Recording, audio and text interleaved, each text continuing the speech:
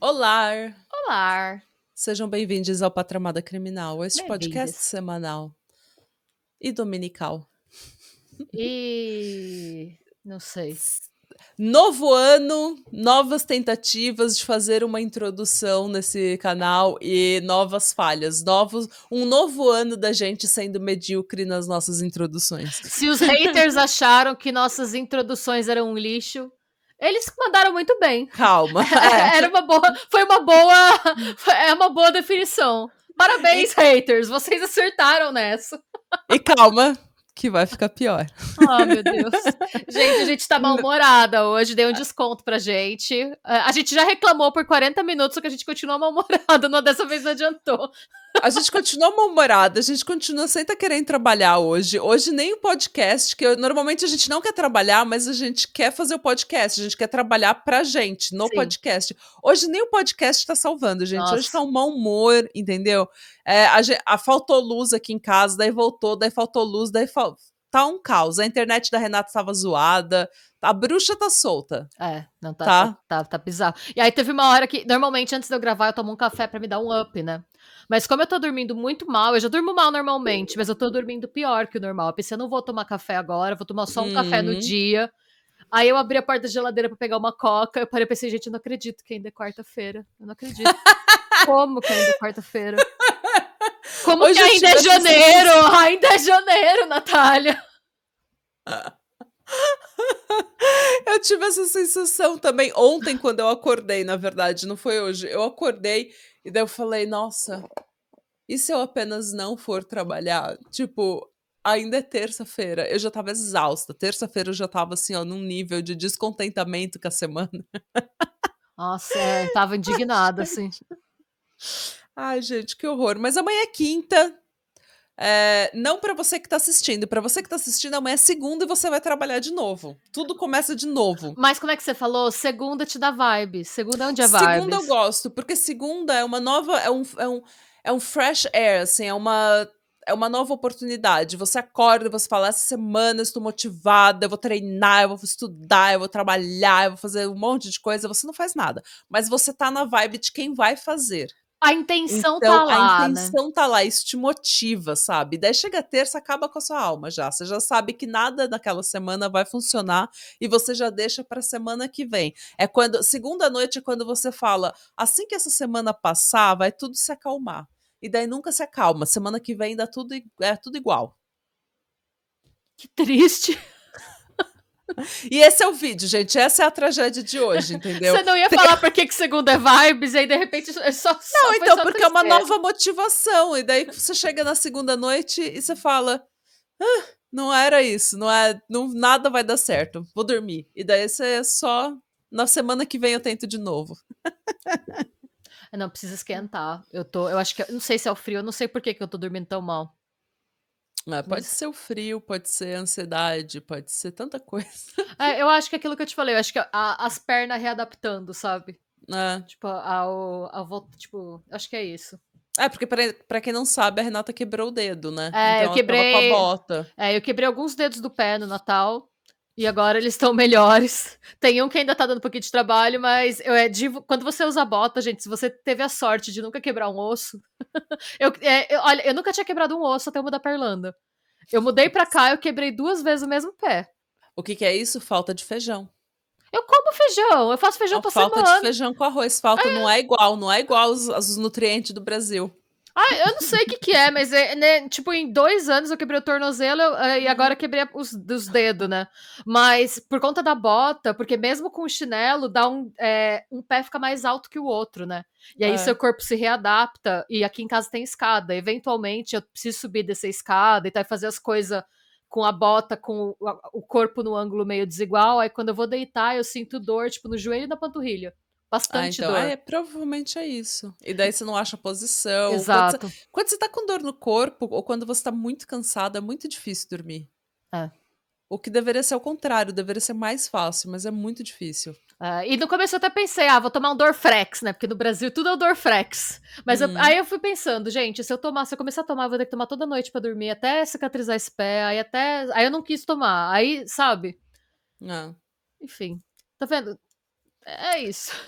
Casos da vida real, gente. É. Vocês queriam tragédia? Quer mais tragédia do que a vida do brasileiro em qualquer lugar? Pra ouvir mais sobre as nossas juntas, gente, curte esse vídeo, compartilha, se inscreve. Se você veio aqui pra falar de dor de véio, é a gente tá falando. Tá em casa. Se veio aqui pra reclamar, tá em casa. Reclama aqui, gente, o que tá doendo em vocês hoje? Qual Tirando é a dor do a alma, dia? tirando a alma. Nossa alma já dói todos os dias. Fala do corpo. É junta, é coluna, é ciático. Pode ser ciático também. Tendinite, bursite. Bruxismo, por que não? Ai, nossa, Gastrite. Você sabe que meu dentista falou que eu não tenho bruxismo, né? Porque eu não fico rangendo o dente. Eu tenho briquismo, que eu fico apertando o dente. E isso faz com que eu destrua todas as restaurações que eu tenho. Eu tenho 2 restaurações desse lado e elas estão destruídas já. E daí eu fui lá, renovei de novo a restauração. Porque ela é pequena, ela é bem superficial, assim. Mas então ela destrói muito fácil, porque eu fico apertando. E daí, depois que ele falou isso me deu, tipo, uma super consciência de que eu tenho briquismo. E isso tá na minha cabeça, e desde que ele me falou isso, eu não paro de apertar o dente. Eita! Tipo, ele me deixou mais aware, sabe? Mais consciente desse problema que eu já sabia que eu tinha, eu já sabia que eu fazia isso. Tem meses que eu fico com dor aqui na mandíbula o tempo todo. Mas depois que eu fui no médico, ele falou: Nossa, você tá com tanto, você tá fazendo tanto, que tá quebrando as suas restaurações. E daí agora eu não paro mais de fazer. Aqui, assim, ó, tá tudo dolorido faz mais de 2 semanas. Você E precisa pegar, vende em farmácia aqueles negócios que você põe na boca de silicone. Então, ele falou que quando eu for lá de novo, quando eu for pro Brasil, porque eu gosto de ir no dentista no Brasil, né? Como todo brasileiro, a gente não confia no dentista dos outros países. Mas daí ele falou que ele vai fazer uma plaquinha direitinho pra eu ficar usando. Porque até no trabalho, eu tô trabalhando, eu tô assim. Então, nesse meio tempo, tem umas que você compra na farmácia que são um pouco melhores, que ela não é nem moldada, você molda no seu dente, pra ela ficar com o formato do seu dente. Eu vou comprar. Pega, pelo menos pra segurar por agora, pelo menos pra você dormir, porque no dia a dia você tem consciência, você para. À noite, se você tá tensa, você vai apertar loucamente. Open bar de apertação de dente. Mas eu acho que eu não aperto de noite. É? Porque à noite eu faço isso meio que semi-conscientemente. Porque quanto mais eu faço, mais me dá dor, mais eu quero fazer. Eu fico usando como uma torturinha chinesa, sabe? Aquela coisa de. Meu Deus, Natália! Porque quando eu acordo, eu não tô com dor nenhuma. Nossa. Então é sinal que eu não faço. Mas esses dias eu fiz tanto que eu tava com dor. Lembra que você falou que você tinha feito canal? Eu tava com dor na raiz do dente, Renata. Mas o meu era bruxismo. Eu roí um dente até o canal, gente, uma vez. A minha dentista disse que eu fui a única pessoa que ela já conheceu que conseguiu abrir um canal sem nunca ter tido cárie. De roer. De ficar roendo, assim. Mas hoje eu não tenho mais. Foi sair do Brasil, meu bruxismo passou. Ai, gente. Ai, passou pra mim, né? Ai, gente, mas então, eu não. Depois dessa, depois de falar de todas as tragédias pessoais, de todas as juntas, de todas as dores, e falar tanta aqui pra vocês, eu vou contar uma história pra vocês, gente, que na verdade não é uma história, assim, é um caos, é uma coisa atual. Eita! Hoje eu vou falar da seita ou da comunidade das 12 tribos. Tipo as 12 tribos de Israel? Exato. Mas chama 12 tribos. Tem muita gente que chama de seita, tem muita gente que chama de culto, tem muita gente que fala que não, que é uma comunidade, que é uma igreja, que é uma religião nova, não sei o quê. Eu não sei como definir. Para mim, tá muito claro os componentes de seita. Então, eu vou chamar de seita. Normalmente, quem fala que não é seita é quem está na seita. Então, né? Então, eu vou fazer um disclaimer já. Essa seita ou essa comunidade, ela está no Brasil. E se vocês se alguém da seita ou ex-membro dessa seita tiver vendo esse vídeo, vocês são bem-vindos para me corrigir ou falar qualquer coisa da sua experiência ou, enfim, mandar mensagem pra gente. Aí você pode comentar aqui nos comentários, você pode mandar para o patramadapod@gmail.com. Eu vou ler qualquer retificação ou qualquer mensagem que vocês, ex-membros ou membros da seita, me mandem. Eu vou corrigir, eu vou ler, como forma de respeito. Porém, tudo o que eu vou falar aqui tem fonte. E talvez a sua experiência no Brasil não seja igual à experiência da pessoa das 12 tribos da Austrália, ou na Alemanha, ou na França, ou nos Estados Unidos. Então vamos respeitar a experiência de todo mundo. Se você me mandar mensagem, eu vou ler e eu vou retificar qualquer informação falsa. Eu vou deixar claro que no Brasil é diferente, ou que o que você quiser falar, eu vou falar. Mas isso não vai anular a experiência de todas as outras pessoas que estão nessa seita ou comunidade, tá? E todas as minhas fontes estão na descrição do vídeo, como sempre. Então vamos lá. Que hoje a gente vai fazer a fofoca, né? Ó, as 12 tribos, ela foi fundada em 1972 pelo Gene Spriggs e a sua quarta esposa, Marcia Spriggs, no Tennessee. E você lembra quando a gente estava fazendo o episódio do Children of God, que eu falei do Jesus Freaks, do Jesus Movement? Sim. Que foi o seguinte, para quem não lembra, gente, volta lá no podcast, no Spotify, no Deezer, em qualquer lugar onde você encontra os seus podcasts, você vai encontrar o episódio que eu fiz sobre o Children of God. Eu acho que foi em 2021 isso. Eu vou subir, eu pensei em subir o Children of God pro canal, só que a galera tava reclamando tanto de eu subir caso de 2022 que eu parei. E esse é de 2021, então assim. Então eu fui por isso, que eu lembro que eu pensei, mas eu me contive. Mas eu vou subir pro YouTube também, para se vocês quiserem ouvir, sem precisar migrar de plataforma, eu vou colocar o link embaixo também. Isso. Então, quando a gente fez esse episódio, eu tava falando que na década de 60 houve um movimento hippie, né? Paz, amor, rock, drogas, Woodstock, toda aquela coisa, aquele free love, aquele amor livre, né? Que na verdade nem era tão livre assim. O povo continuava homofóbico, mas era um amor mais livre. Teve a introdução da pílula anticoncepcional, a libertação sexual da mulher, né? Libertação, entre aspas, sexual da mulher. E então tava todo mundo dando para todo mundo, tava todo mundo Flower viajando, power, gente. flower power, todo mundo feliz.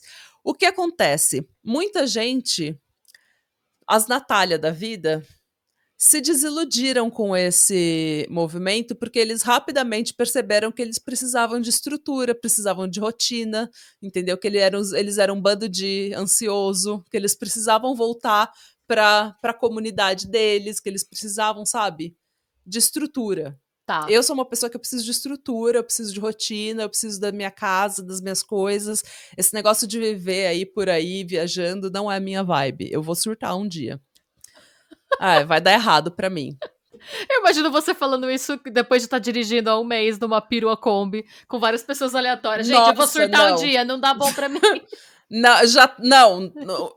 Pessoas aleatórias numa Kombi, pra mim, já é assim, ó.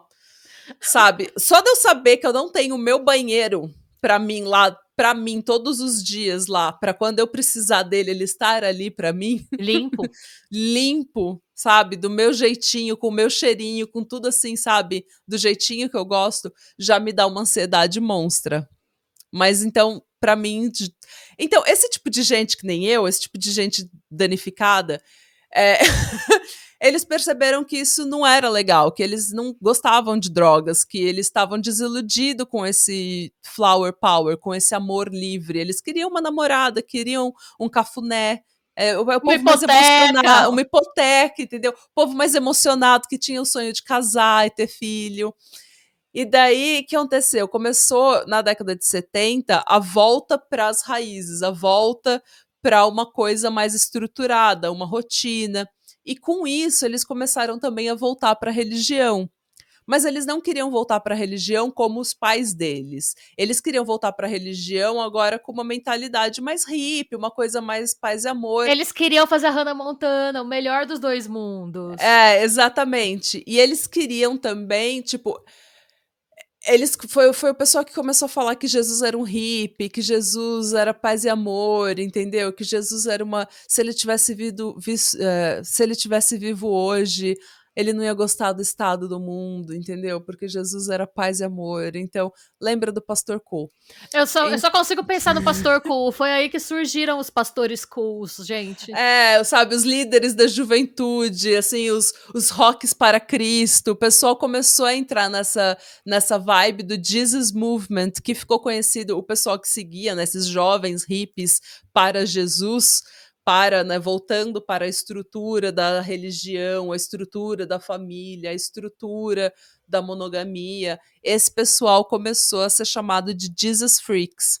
Tem várias menções sobre o Jesus Freaks em filmes e música dessa época, então não sou eu que tô falando, não tô chamando ninguém de freak, tá? É como ficaram conhecidos. Pastores do violão, gente. Pastor do violão. Renovação pentecostal, gente. Foi aí que começaram as falação em línguas, virou uma coisa hippie, virou tudo, sabe? Enfim. Todo mundo já foi numa igreja hippie, né? Então, assim, eles tinham essa necessidade de voltar para a estrutura, mas ao mesmo tempo eles não queriam voltar para o que os pais deles tinham feito. Eles não queriam voltar para o materialismo, para o individualismo, para o egoísmo, para aquela coisa de trabalhar das 9 às 5, pagar a hipoteca e dormir, entendeu? Eles não queriam voltar para aquele tipo de coisa. Tinha uma necessidade de rejeitar o materialismo. E principalmente quando a década de 80 chegou, que teve toda aquela adoração ao dinheiro, ao Wall Street, à tecnologia, aos bens materiais, aos milionários, aos carros de luxo, isso tudo ficou muito aparente para eles, que eles precisavam de uma coisa diferente, a rejeição disso tudo. Então eles queriam viver da terra, queriam vender a arte deles na praia, queriam viver em comunidade, uma coisa mais matriarcal, entre aspas, né? Uma coisa que todo mundo contribui, todo mundo participa. Porém, de matriarcal não tinha nada, né? Bem, o Gene e a Marsha começaram a estruturar essas crenças todas deles em 1972. E eles começaram a pregar para esses jovens, essa juventude hippie perdida que estava precisando de uma estrutura, que estava precisando de uma nova religião. Eles então eles abriram um café chamado Yellow Deli, e eles, em 74, 73, 74, eles já estavam, tipo, pregando para esses jovens, e eles estavam oferecendo estadia dentro da casa deles, e em troca eles trabalhavam no café deles, no Yellow Deli. Em 74, final de 74, eles já estavam espalhados por 3 casas. Já tinha 3 casas que o Gene e a Marsha meio que tocavam com esses jovens todos, sei lá, esses jovens perdidos, sem rumo, que trabalhavam no café deles, eles viviam em comunidade ali. Era uma grande república.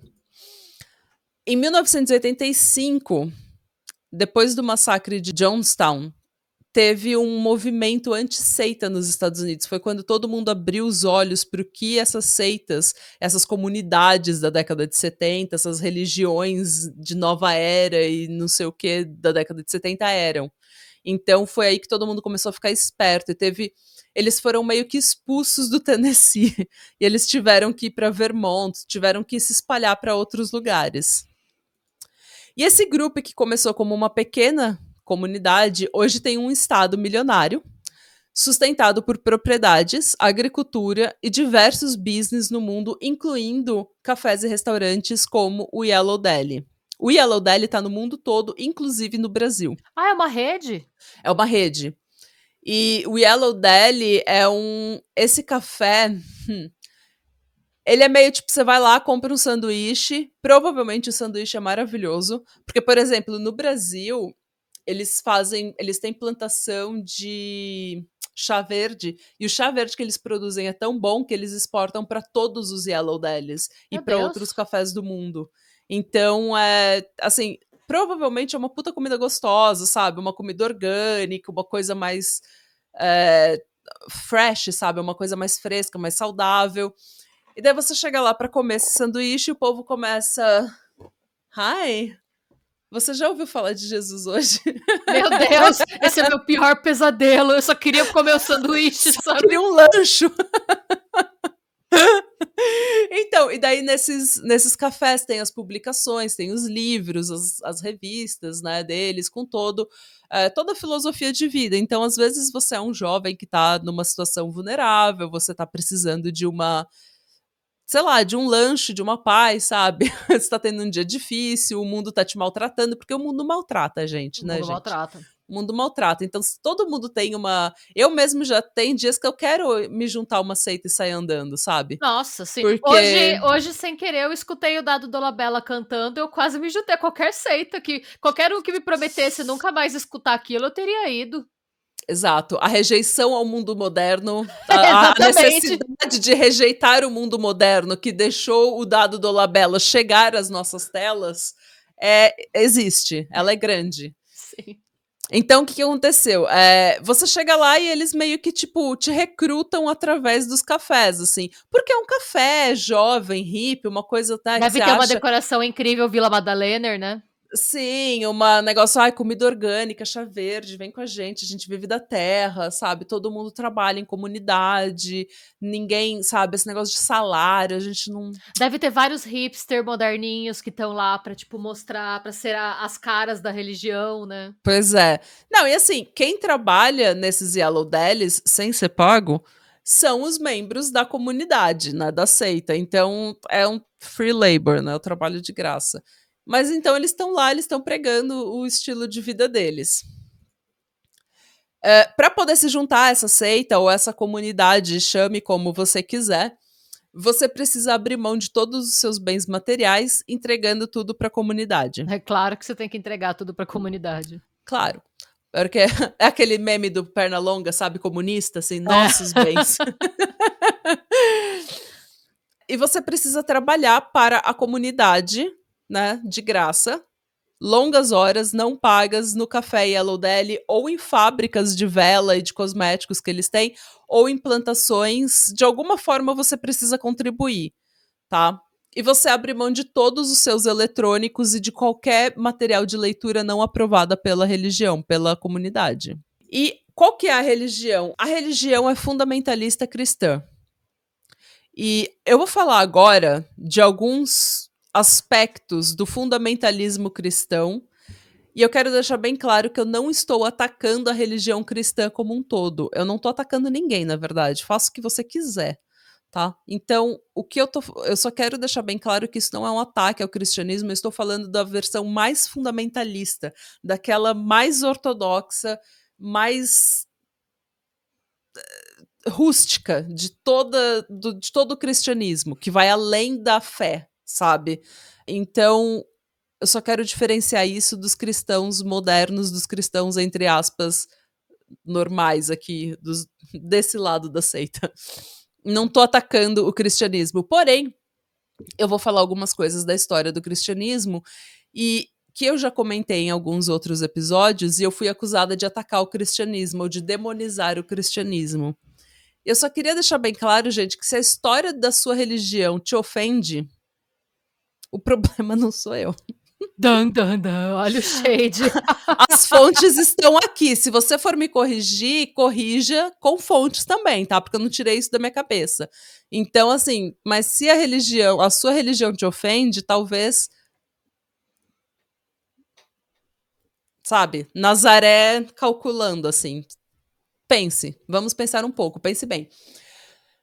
Nas palavras da própria comunidade, eles vivem de acordo com os ensinamentos de Yahshua, conhecido por nós como Jesus.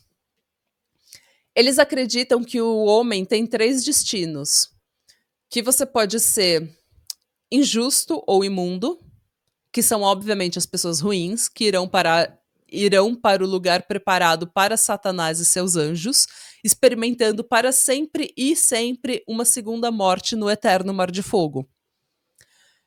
Os justos são pessoas que praticam o bem, que irão para o lugar que foi preparado para eles desde a criação do mundo, desfrutando de uma segunda vida das nações do reino de Deus. E os santos que receberão a vida eterna em um lugar preparado para o povo especial de Deus, chamado de Cidade Santa, a Nova Jerusalém. Segundo o site das 12 tribos, que também está na descrição aqui desse vídeo, santo significa separado para um propósito ou consagrado. Os santos são aqueles sobre os quais João escreveu em Apocalipse 22:12, que lavam suas vestes e vivem exclusivamente por aquele que os redimiu. Ou seja, o pessoal da seita. O pessoal que vive exclusivamente para Jesus. Eles têm vários, como o próprio nome já diz, 12 tribos de Israel, né? Eles têm vários elementos do judaísmo. Eles guardam o sábado, né? Guardam o sábado, celebram alguns festivais, comemoram Bar Mitzvah e Bat Mitzvah, só que mesmo tendo essa conexão com a religião judia, porque eles vivem de acordo com o Velho Testamento, eles vivem muito de acordo com o Velho Testamento. O Velho Testamento é muito marcado ainda no estilo de vida deles, na filosofia de vida, no que eles acreditam. Então, obviamente, tem elementos judeus, porque o Velho Testamento, o Torá tá ali. Então, mas mesmo tendo toda essa influência judaica e toda essa conexão com o judaísmo e com Israel, eles já foram acusados diversas vezes de serem antissemitas, porque nos ensinamentos e nas publicações deles, eles deixam claro que os judeus são coletivamente culpados pela morte de Jesus. Ou seja, eu vou pegar um pouco da sua cultura, da sua religião, mas você matou Jesus. Tipo. Porque você comemora você celebra várias tradições da cultura judaica, mas ao mesmo tempo você considera, tipo, você segue os ensinamentos de Jesus e você fala mal da cultura judaica que você também segue. É meio bizarro, não é? Ou não? Não, então, você segue os elementos dos primeiros judeus, né? Dos que deram início, por exemplo, porque é uma religião abraâmica, então você segue os ensinamentos dos primeiros judeus. Abraão foi quem disse que só existe um Deus. Mas você criou tem bar mitzvah, bat mitzvah? Então, mas daí, então eles têm tudo isso, eles emprestam o que eles querem. Na verdade, eu acho que eles emprestam só os festivais e o bar mitzvah, porque eles gostam de uma festa. Porque eles gostam, ele é um povo que gosta de umas danças, umas celebrações, toda sexta-feira eles dançam e louvam ao Senhor, sabe? Então, é uma coisa animada. É um povo animado, não dá pra negar que não é. Ok. Mas uma outra controvérsia ao redor dessa seita, comunidade, chame como quiser, é que assim como os cristãos, muçulmanos e judeus usaram há muito tempo atrás, e como os mormons usaram há nem tanto tempo atrás, a comunidade 12 tribos ensina ou já ensinou em diversas ocasiões a maldição de Cam como justificativa para a escravidão. Uma bela noite, Noé, que aparentemente gostava de um vinho, chegou embriagado em casa. E Cam, seu filho, viu a nudez de seu pai. O que exatamente a Bíblia está se referindo, a gente não sabe, mas há especulação de que ou tenha sido voyeurismo, entendeu que Cam estava vendo o pai desnudo, ou uma relação incestuosa ocorreu naquela noite. De qualquer forma, a gente não sabe, gente, isso é especulação de pessoas que estudam a Bíblia, tá? De teólogos que tentam dar uma interpretação correta para essa história. De qualquer forma, essa grande ofensa foi levada muito a sério por Noé, e Noé amaldiçoou Cam, fazendo com que a pele dele se tornasse preta e que todos os seus descendentes tivessem a pele preta. E por isso também ela é conhecida como a maldição de Canaã, porque na verdade foi a maldição nos descendentes de Cam. Antigamente acreditava-se ou pregava-se que as nações negras eram descendentes de Cam.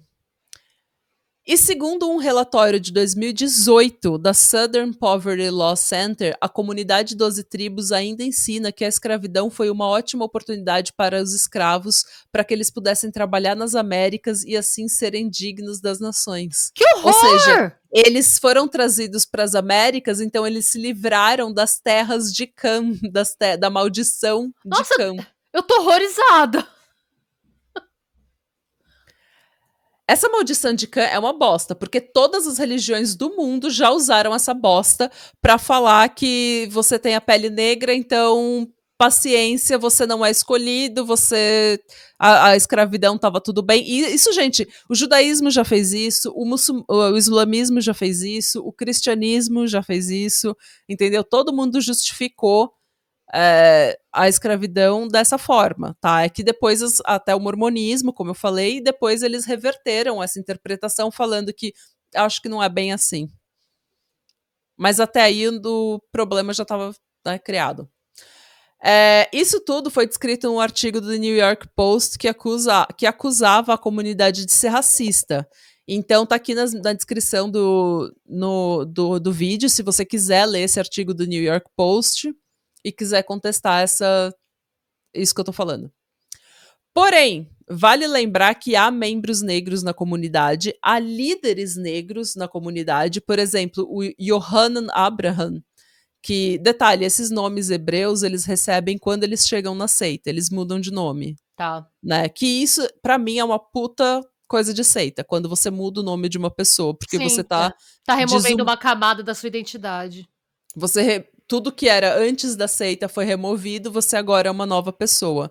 Então, os elementos de seita começam a surgir e começam a ser mais evidentes.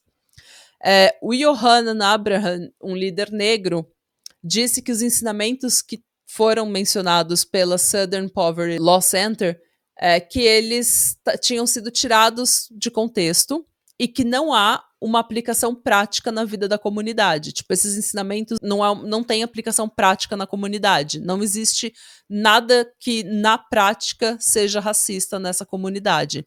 Eles acreditam que a escravidão terminou para todos aqueles que acreditam em Deus, e que negros têm a mesma oportunidade de serem salvos pelo sangue do Filho de Deus. Isso segundo esse líder. Vale dizer também que esse mesmo líder, o Yohanan Abraham, ele disse que a Ku Klux Klan era inicialmente uma organização correta, já que trouxe ordem para os negros do norte fora de controle violentando mulheres do sul depois da Guerra Civil. Então, assim, tem muitas camadas, é uma cebola podre essa história. Você vai tirando a camada podre e tem uma pior embaixo. Vai ficar pior. Seita, mano, nunca fica melhor. A seita já disse em uma publicação que o multiculturalismo aumenta assassinato, crimes e preconceitos. E o próprio fundador da seita, o Gene Spriggs, disse que o Martin Luther King estava repleto de espíritos demoníacos. Mas eles não são racistas. Mano. Uma coisa que é importante eu falar, já que a seita está no Brasil, é que muitas dessas seitas e dessas religiões fundamentalistas, elas nascem em países como os Estados Unidos, que tem muita tensão racial, que teve uma guerra inteira baseada em tensões raciais. E às vezes elas vêm para o Brasil e essa parte específica, essa tensão racial, esse preconceito, não vem com elas. Eu não sei, eu não tenho certeza, tá? Se eles fizeram isso ou não, ou se eles são racistas ainda, se eles não são. De novo, patramadapod@gmail.com, se você quiser me corrigir. Quando o assunto é o tratamento de mulheres, a gente já sabe, né? Fundamentalismo cristão, as mulheres rabo de cavalo, cabelo preso, totalmente modesta, não mostram nada do corpo, algumas usam véu, inclusive, algumas gostam de usar um véuzinho para se cobrir bem, o que até aí tudo bem, ótimo. Algumas mulheres se sentem muito empoderadas se vestindo modestamente. Eu acho isso uma escolha pessoal ótima. Quando a escolha é feita por você, eu tenho vários problemas com isso, mas enfim. Quando a escolha não é feita por você, né? Quando a escolha não é feita por você, quando fazem essa escolha por você, eu quis dizer. Ah, tá. Esse é o problema que eu tenho. Mas, assim... E os papéis de gênero são bem definidos. As mulheres trabalham com as mães em casa, os filhos trabalham com os pais em outros lugares, nas fábricas, na agricultura, fazendo trabalho mais manual. Bem definidos esses papéis. Todo contato físico entre meninos e meninas são considerados sexual e, portanto, proibidos antes do casamento. Até segurar as mãos, você pode segurar a mão da pessoa, mas isso é para noivado, é depois do noivado. E isso a gente também já falou quando eu fiz o episódio sobre o Josh Dugard. Lembra que a gente falou sobre aquele povo dos Estados Unidos que tinha o reality show? Pensando bem, eu já fiz uns 3, 4 episódios em que eu meto o pau na religião, gente. Então, se vocês quiserem me mandar hate, eu entendo. Eu faço muito episódio polêmico com religião. Mas se puderem não mandar, a gente agradece. Eu tô tentando ser uma pessoa justa, tá? Eu não tô tentando meter o pau na religião de ninguém, assim. Eu não tô tentando demonizar o cristianismo como eu fui acusada uma vez. Todo tipo de contracepção é completamente proibido e as mulheres são incentivadas a terem o máximo possível de filhos, um número máximo de filhos que elas puderem. Faz sentido, porque se a criança cresce dentro da seita, a chance dela sair é menor, né? Muito você não difícil. Conhece nada que não seja aquilo, né? Sim, e você precisa, como eu falei, a seita sobrevive de trabalho não pago dos seus membros. Logo, você precisa de novos membros o tempo todo, porque esse povo vai envelhecendo, né, gente? Então, você precisa de uma mão de obra. O parto é feito sem nenhuma assistência médica e sem medicamento algum, assistido apenas pelas parteiras da comunidade. Isso porque o castigo de Deus a Eva pelo pecado original, por comer a maçã, foi ter dores no parto.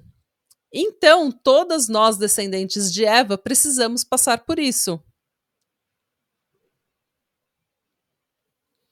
Essa falta de assistência médica já levou um número enorme de crianças a nascerem mortas e a serem enterradas em covas não marcadas, sem documentação. Na própria comunidade, em fazendas da própria comunidade. Fora que, assim, assistência médica, de uma forma geral, não é incentivada. Então, se você tá doente, eles esperam até você tá quase morrendo para chamar o cara que tem uma van, que tem a chave da van que vai te levar pro hospital. Eles sabem onde o hospital tá, eles estão preparados para te levar pro hospital, mas eles evitam o máximo fazer isso. Eles não querem você tendo contato com medicina moderna. Ah, não, até porque pra você ir parar no hospital e isso gerar uma visita da assistente social pra onde você mora, é isso aqui, né? Principalmente se você é uma criança e você não sabe como explicar pro doutor que você tem um hematoma, umas marcas de vara, vamos chegar lá. Que você não sabe o que é educação formal, né? O que é escola. Ou educação... exatamente. Então, outro elemento de seita, te separa do mundo, te separa da sua família, te separa da tecnologia, te separa do médico, da assistência social, do governo, de qualquer coisa que possa te dizer que aquele estilo de vida talvez esteja te prejudicando e não te favorecendo, que aquele estilo de vida não é normal. Então, qualquer coisa que vá tirar você daquela bolha da seita, eles proíbem. Então, é por isso outro elemento de seita, por isso que eu tô falando do que é seita. Isso que eu tô falando deles não proverem assistência médica, um ex-líder da seita na Austrália deu uma entrevista para a TV australiana, o vídeo tá aqui na descrição do nosso vídeo, então você pode ir conferir se você entende inglês, ou se você entende inglês australiano. Como eu falei, todo contato físico entre meninos e meninas é considerado sexual e, portanto, não permitido antes do casamento. E sem educação sexual, sem socialização adequada e apropriada com mulheres, com meninas, com pessoas do outro sexo, os meninos e homens adultos da seita optam muitas vezes por bestialidade. Eles tiveram grandes epidemias de bestialidade e, em 2006, a solução que o líder Gene Spriggs resolveu dar para esse problema foi ordenar que todos os meninos que cometessem bestialidade matassem um animal. Eu nunca achei que eu fosse ouvir o termo epidemia de bestialidade na minha vida.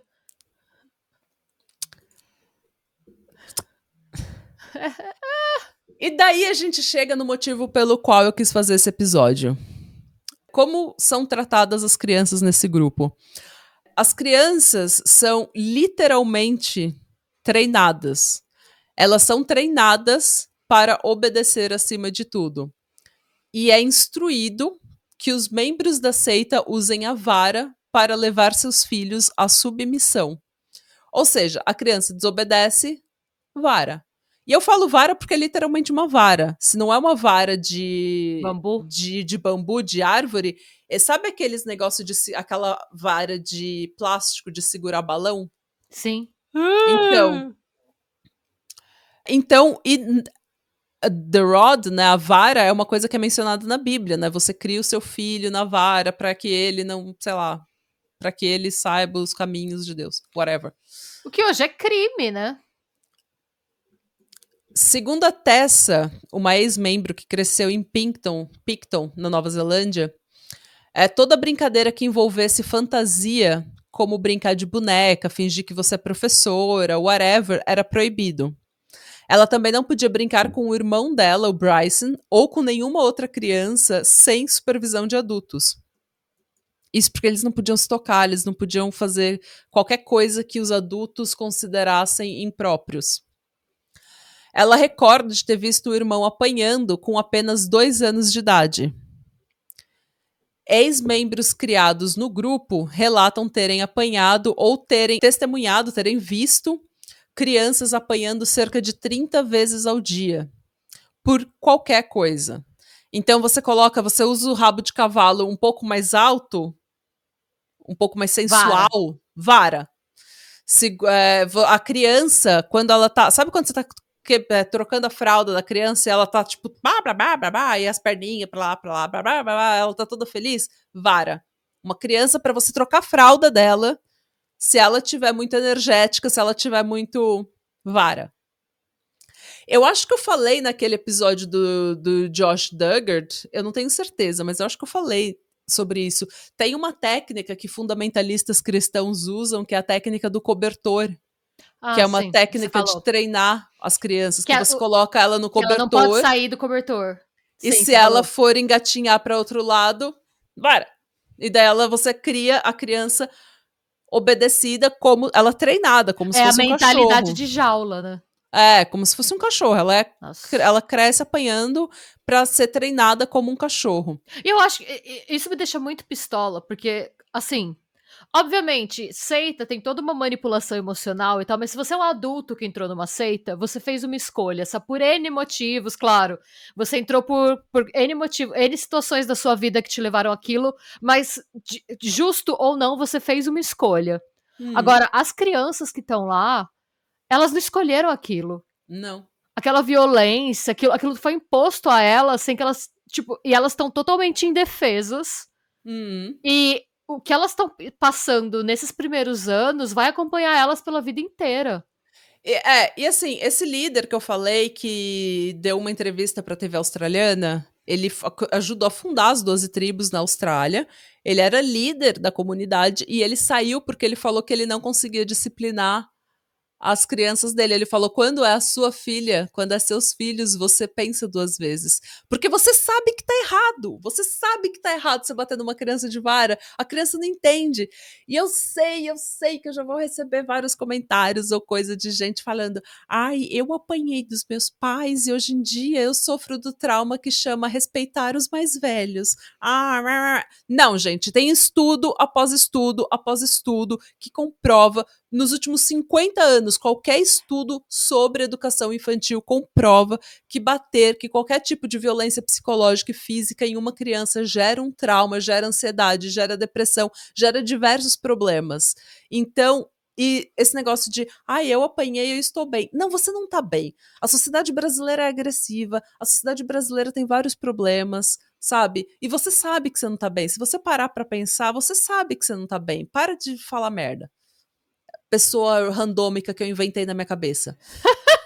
Essa pessoa, eu já tô respondendo um hater imaginário que eu criei na minha cabeça. Mas é que sempre vem gente falar, ainda mais quando a gente mexe, ainda mais quando a gente fala tipo, de religiões cristãs, mexe muito. E assim, gente, vamos lembrar que existem diversos ramos do cristianismo. A gente tá falando de uma vertente super específica. Fundamentalista. Isso não quer dizer que, tipo, a gente acha que todo mundo é assim, isso não quer dizer que se você é católico, a gente tá falando de... Não é, sabe? Vamos separar um pouco e analisar com olhos críticos, acho que é só o que a gente tá pedindo. Assim. E quando a gente fala de criação de filhos também, a gente, por não ter filhos, tem um povo que fala, vocês não têm moral pra falar, e realmente a gente não tem. Mas estudo após estudo, gente, nos últimos 50 anos, todo psicólogo de criança fala que não existe violência que gera bons resultados. E a gente pode falar, a gente é filha. Eu sou filha. Eu nunca apanhei dos meus pais, mas eu já apanhei dos meus avós. E hoje em dia eu sou o quê? Descompensada. Então... fora que, assim, é um direito garantido... a minha avó, ela costumava falar que a nossa liberdade acaba quando começa o direito dos outros. E a sua liberdade religiosa acaba quando o direito da criança de viver num lar sem violência começa. Então faça com isso o que você quiser. As crianças são homeschooled, elas são, né, treinadas desde cedo para não saber de coisas, tipo, elas não têm nenhuma educação em ciência, elas estudam a Bíblia e estudam textos religiosos aprovados pela liderança da comunidade. E elas são sempre instruídas a respeitar os mais velhos e jamais desobedecer. E são treinadas para isso pela vara, né? Então, o que acontece? Tem muito abuso. Porque as crianças, elas não podem desobedecer e 2, elas não podem reportar um adulto. Nem reclamar.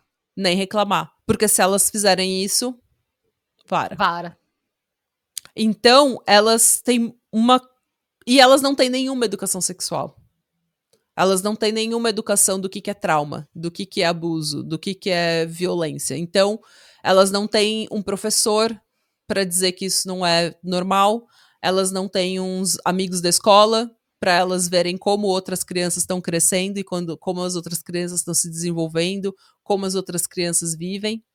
Então, elas acham que isso é uma coisa normal e se elas reclamarem, vara. Então, existe também um problema sério de educação, de abuso de menores. Em 2013, na Alemanha, 40 crianças foram retiradas de seus pais por conta de violência física. Além disso, o grupo já passou por investigação e teve problemas com a lei na França e na Austrália. E o FBI já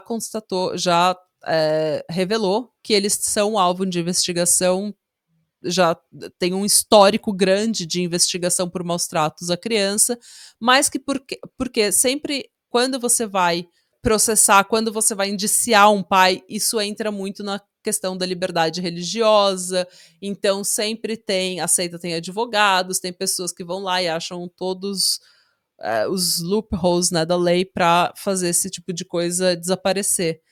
E realmente é muito difícil você ir contra uma religião quando o seu país também prega liberdade religiosa, também tem a lei de liberdade religiosa.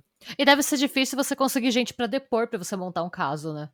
Então, e é por isso, gente, que eu falo que tem gente que fala no Brasil que religião não se discute. Eu acho que se discute sim, e eu acho que a gente precisa discutir, e é por isso que eu trago esse tipo de episódio também, porque eu acho que a gente precisa falar mais sobre esse tipo de coisa, sobre o que previne essas crianças de terem justiça. É a liberdade religiosa. Olha, então a gente precisa rever a liberdade religiosa. Porque não é legal que uma criança sofra abuso físico e sexual e psicológico e a gente não possa perseguir isso, a gente não possa processar, a gente não possa indiciar os pais. Fica o questionamento. E tem uma outra coisa, a gente também já falou isso na questão do fundamentalismo cristão, no episódio dos Duggar. As crianças nessa seita e no fundamentalismo cristão, elas são vistas como pequenos adultos. Elas são vistas como adultos pequenos que já estão preparados para servir. Não só servir a Deus, mas servir a comunidade. O que eu tô querendo dizer? Elas trabalham de graça em fábricas, em plantações, em cafés. Tudo isso elas trabalham. Mas, gente, Sim, elas que trabalham desde... inferno! E se você não acredita, aqui na descrição do nosso vídeo tem um artigo do... Quer ver? Deixa eu achar. Foi da CBS, tem um programa que chama Inside Edition. E o que eles fizeram? Eles pediram para uma ex-membro voltar para a seita, tipo, se converter Nossa, que novamente perigo! e filmar. E ela filmou crianças trabalhando.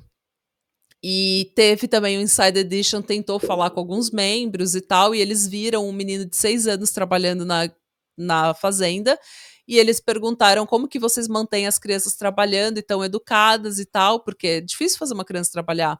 E o membro fala na cara larga, tá filmando, ele fala, a gente tem que manter a disciplina na vara, né? Porque a gente tem que manter as crianças obedientes. Então E, tá aqui, gente. A gente não pode postar esse vídeo por copyright, tá? não Mas tá dá. aqui na descrição do vídeo você pode ver toda essa matéria aí, você pode ler todos os artigos. Tudo que eu tô falando eu não tirei da minha cabeça, tá? E eu fico pensando o quão intensa deve ter sido a lavagem cerebral que você sofreu pra você falar isso pra uma câmera sem a menor vergonha. Ou quão seguro você tá de que a sua liberdade religiosa te previne de ter qualquer Também. consequência sobre qualquer consequência de explorar o trabalho infantil, ou de explorar uma criança, ou de cometer uma violência contra uma criança. E assim, o grupo hoje em dia tem cerca de 4 mil integrantes, 4 mil membros, e eles tiveram uma boa debandada depois de 2008. Daí você fala, nossa, Natália, é claro, né? Racismo, antissemitismo, Sim. exploração infantil, falta de assistência médica. É óbvio, né? Óbvio que eles debandaram. Não, eles não debandaram por isso. Eles debandaram porque eles ficaram puto que a Marcia foi revelado que ela teve um affair. Eles ficaram sério puto. mesmo? Que de tudo? Mano! Eles ficaram puto porque a Marcia e o Jean, eles barraram famílias, expulsaram das seitas por indiscrições, por coisas que eles consideravam pecaminosas. E daí foi revelado em 2008 que ela não teve só um affair. No decorrer do ano, ela teve vários, e que ele perdoou, e que ele tava junto com ela, entendeu? Então teve toda uma... E daí o pessoal começou a falar, ó, foda-se isso daqui, eu vou sair, tá? E foi aí também que os membros, os ex-membros, começaram a acordar e falarem, gente, peraí, o que eu tava fazendo lá? Porque depois de uns 2 anos fora da seita, vivendo, né, na Nossa, vida mas normal... essa parte dela ter um caso, eu achei a parte menos pior. Porque pra mim já é normal de seita, que chega uma hora que os donos acabam transando todo mundo. É uma evolução natural de qualquer seita, né? Não, mas isso foi uma hipocrisia muito grande. E muitos membros que realmente acreditavam naquilo e viviam a vida inteira seguindo aquele fundamentalismo cristão, eles não suportaram a hipocrisia. O que pelo menos eles estão vivendo de acordo com aquilo que eles acreditam. Então eu respeito isso. Eles estão, tipo, eles falaram: você não tá vivendo como eu acredito, então eu vou vazar daqui porque você é um hipócrita. Isso eu respeito nas pessoas, entendeu? Eles estão errados, mas eu respeito. Não, mas é que normalmente, pelo menos todas as seitas que a gente trouxe pro podcast até agora, chega uma hora que um dos fundadores ou os dois inventam alguma brecha na lei pra poder transar todo mundo, pra fazer uma grande orgia, sabe? Eu achei que fosse acontecer alguma coisa assim, ou que já tivesse acontecido. Eu tava esperando esse momento da orgia, sabe? O momento que eles iam revelar, sei lá, que não. Deus disse que todo mundo pode transar todo mundo agora. Não sei. Esse foi o Children of God. Não, vá todos os outros. O At Hill Kids também. O maluco teve quantas esposas? É verdade, é verdade. Várias seitas que a gente fez teve esse momento surubão. É verdade. Não, eles são bem religiosos, eles vivem de acordo com o que eles acreditam. Não, mas então não existiu nessa, eles não existiu debandaram. Surubão. Mas foi aí que a gente começou a ter muito relato de ex-membro que depois de uns 2 anos vivendo na vida real, né, no mundo real, eles caíram em si e falaram, gente, o que eu tava fazendo? E daí eles viram que as famílias, o pessoal, os amigos que ficaram na seita não se comunicam mais com eles. As famílias que ficaram na seita, os membros da própria família que estão na seita não se comunicam mais com eles. A Scientologia faz isso também, né? Eles falam que a gente tem que cortar. Eles têm um termo específico, mas é tipo a pessoa que suga a sua energia, assim. Ela não tem que estar na sua vida. Ah, então. Então, daí a gente começou a ter mais relatos, né, de ex-membros. E você vai no Reddit hoje em dia, ou em fóruns para ex-membros de seitas, e você vê, assim, o pessoal relatando que foi comer um sanduíche e ficou na seita por 10 anos, que foi comer um sanduíche Nossa, esse é meu maior e... pesadelo, e comer um sanduíche e acabar numa seita. Então, gente, mas é isso.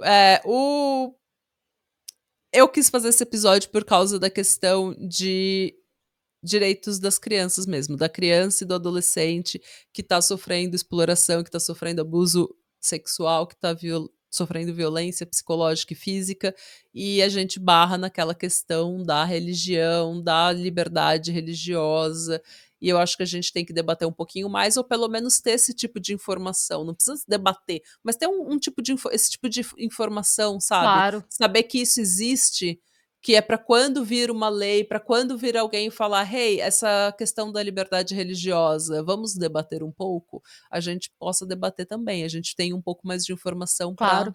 saber de que lado a gente vai estar. Como diria o E é ET isso. Bilu, buscar conhecimento é importante. Busquem conhecimentos, gente. E é isso. E se alguém da seita quiser me mandar uma amostra desse chá verde, eu adoro chá verde, então tô aceitando também, tá? Que dizem que é muito bom. E muito que bem. Nossa, não, adorei, eu não conhecia. Nunca tinha ouvido nem falar dessa seita. Religião, whatever. Em 2022 teve um wildfire, sabe? Um incêndio gigante no Colorado. Gigante, que destruiu as florestas do Colorado. E eles acham que foi uma fogueira que começou na terra dessa seita aí. Foi um caos. Foi assim que eles também tiveram mais visibilidade, Além de sabe? tudo, eles destroem florestas. Eles não sabem onde que começou o fogo. Eu não sei se foi provado que começou na terra deles, na fazenda deles.